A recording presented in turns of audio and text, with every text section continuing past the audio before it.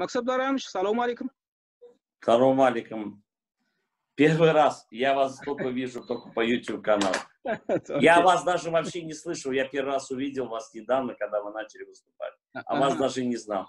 Почему я вас не знал? Я извиняюсь, что перебиваю, потому что я не работал в 5-м отделе КГБ, ТССР и КМБ. Я не занимался оппозицией. Постараюсь ответить в первую очередь честно и, как говорится, объемно, если может быть, чтобы для нас и для вас, и для наших.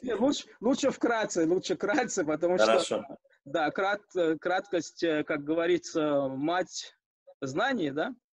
Нет, это таланта называют, мать таланта. Да, мать таланта, да.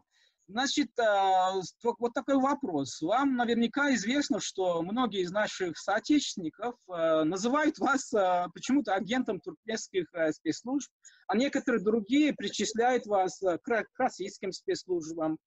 У вас есть ответ на то, как вы заработали себе такой имидж? Что, вас так плохо завербовали, что вы так легко выдали себя? Или вас все еще преследуют ваши старые профессиональные привычки бывшего комитетчика, что даже в роли оппозиционера не можете избавиться от них?